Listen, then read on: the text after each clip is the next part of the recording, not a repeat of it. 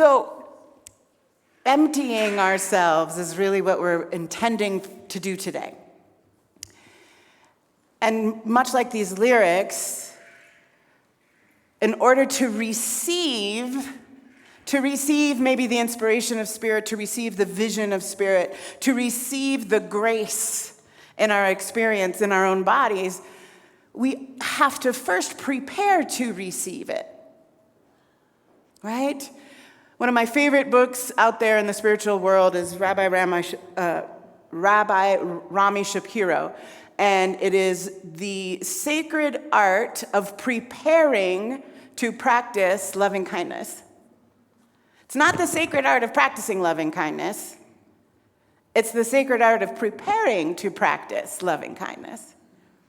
Right? We have to prepare ourselves to receive, to hear Spirit's guidance, to connect to our divinity, right? You know, I say 80 million times a day, it feels like lately. That's why we practice, so that we can prepare to receive the guidance we are longing for. We can prepare to receive the grace we are longing for. So these lyrics, may I be empty and open to receive. May I be full and open to receive. And Clarissa was asking me when we were preparing this week, like, should we change the second line? Should we just stick with emptying, since that's really what we're talking about today? And I said, no, let's keep the full part. Because I was out in the garden, which, you know, is one of my obsessions, so get ready for all the garden metaphors, because we're about to be in spring. So I was out in the garden preparing my beds for planting.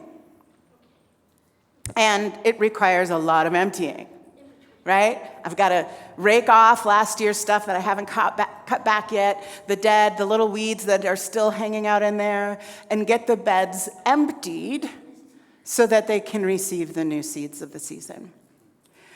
But what's also true, as I water these empty beds, people might be like, why is she watering empty beds? These beds are full of life. They are full of rhizomes and microbes and all of these critters and systems happening beneath what I can see that is full of life. And I am feeding that, preparing the fullness of these garden beds so that they can support the seeds that I'm going to put in there. So there is an emptying and there's a fullness. But you and I think because the culture we live in and the ways that we've been trained and taught to be, we think we can just urgently hop to the getting, right? Like I was preparing this talk today, and really the talk, I prepare kind of a month at a time. And so I know what I'm going to be talking about this whole month.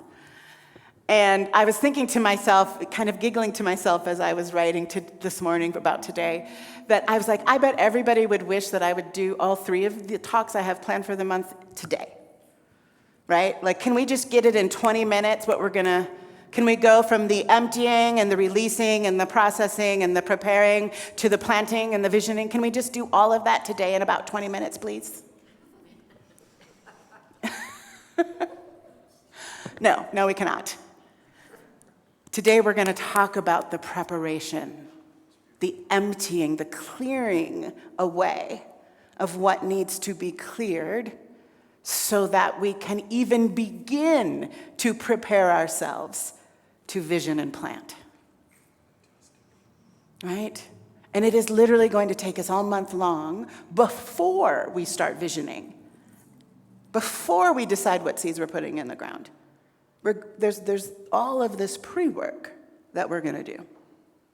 Okay? So I want to share a fable from the Zen tradition, Zen Buddhist tradition. There's a scholar who visits a Zen master. His name is Nan-in. And he's famous throughout this region, Nan-in. And the scholar wants to study with Nan-in because he's one of the most famous Zen Buddhist masters in their region. And he's already a Zen scholar, but he goes to Nan-in and says, I want to study with you, I want to sit at your feet and learn what you have. And he starts saying, here's why I'm ready to study with you. I am so ready to study with you. I've studied with so-and-so and so-and-so and so-and-so. I have already lived at this monastery and been practicing for the last 20 years. I'm ready to study. And as he's explaining to Nanen why he's ready to study with him, Nanen is pouring tea for them.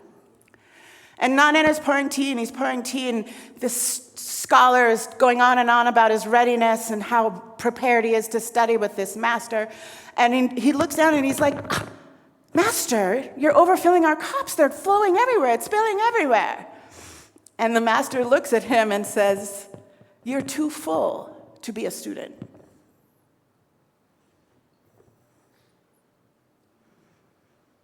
You have no room for my teaching.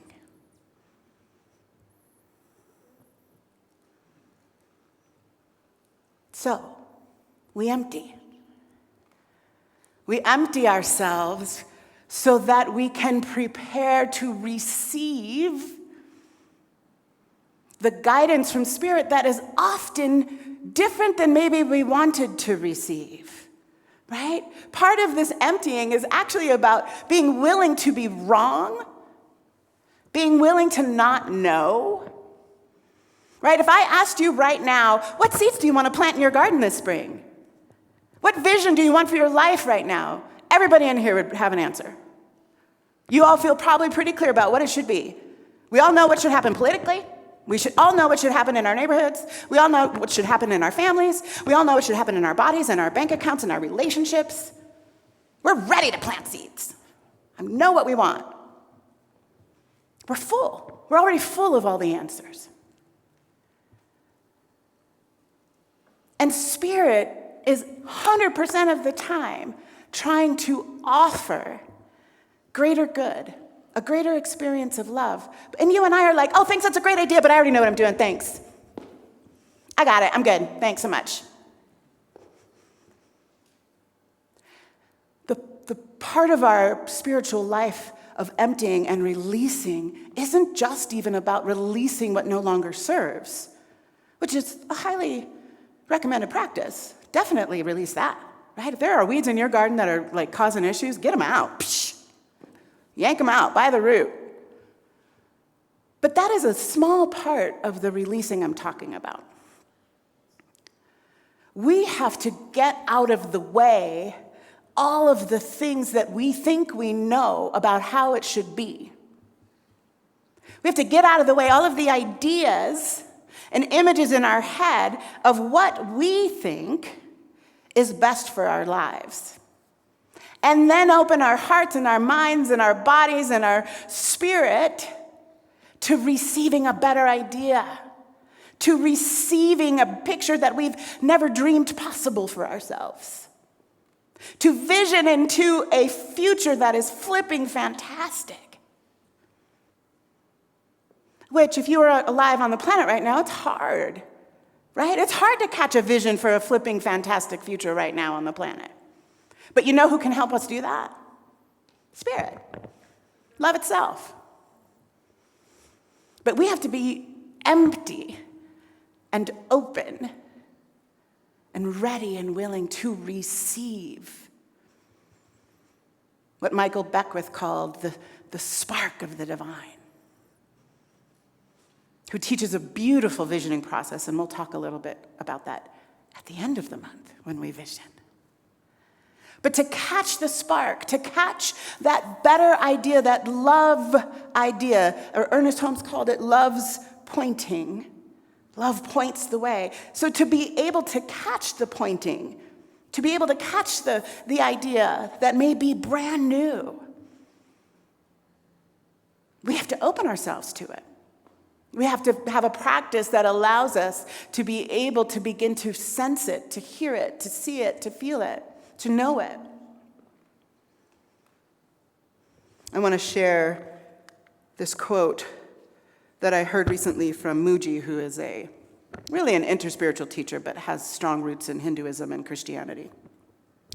And Muji says, "When you are empty, love shines unimpeded. Empty the house of you, and you will find God living here." Empty the house of you. This is part of the courage that is one of the values in this community is the courage to release what you think you know. To empty the house of you means I am willing to let go of some of the strongest ideas I may have about who I am and how the world is, what God is, and being willing to not know. Right? Which in our culture is like not a thing, right? You're not supposed to not know. Right? The people who know win. But how is knowing working out for us? Not so great. Right? And I know for me, as someone who also has a creative life, an artistic life, when a melody begins to kind of ripple up from the underplace, I don't even know where that underplace is or what it is or how it happens, but melodies just show up. I don't plan for them. I don't vision for them. Right? I don't strategically lay it out on a calendar. Okay, on Sunday at 7, a new melody will arrive. They just come. And I don't know if it's a good melody or not a good melody. Melodies just come. And I have no say about when that happens, how that happens. I remember when I was deeply in a writing practice in my younger days, which, I'm not recommending this. People younger, don't listen to this part of my story. I would have a notepad because it was before iPhone notes. I always had a notepad with me, and I would be driving, and a lyric would come, or a melody would come, or an idea would come. So I'd start driving with my knees so I could write it down because I would lose it. Yeah. On a regular, this happened. Because that's the nature of spirit. You don't know. You don't know when that great idea is going to spark into your mind. You don't know when love's pointing is going to go that way. So when you open yourself to receive, you have to be courageous in that and willing to receive it. And then you move. Not until then. And sometimes the pointing and the leading and that comes when you empty is challenging, right? Sometimes you get the knowing like, oh, I really have to change this thing. I might have to really change this relationship. I might really have to change this habit, right? Sometimes the pointing is hard. Sometimes the pointing is sweet and fun and it's a melody, but not always. But emptying the house of you is part of the practice that I believe leads you and I into the greater good that every single one of us is longing for. The greater good that this planet is longing for. It means we have to be willing to let go and put down and radically change. I heard Adrienne Marie Brown on a podcast or something not too long ago talk about what transformation meant to her, and it meant radical change. And that the Latin root of the word radical was radix, which meant root. And then it evolved, and it means change at the root. This is what radical means. And so when you and I come to a community like this whose mission is transformation, and we're looking for change in our lives, we're looking for change in the world, in our communities, and in the state of things, we must be willing to look for that change radically, at the root, right? It can't be just some cute, like, oh, I'm going to do a little vision board and maybe my bank account will get bigger. Transformation means radical change at the root. Are you willing to be changed at the root of yourself? Are you willing to let go of some foundational ideas you have that may need to grow? or evolve? Are you willing to let go of some fundamental ways of being in your life so that the transformation you long for, the flipping, fantastic future you deserve, can come into being? This is the ask. This is what transformation is about. This is what a spiritual path is about. It's about releasing and letting go and being willing to blossom into being anew. Right? We're moving towards the spring equinox, which is all that that's about.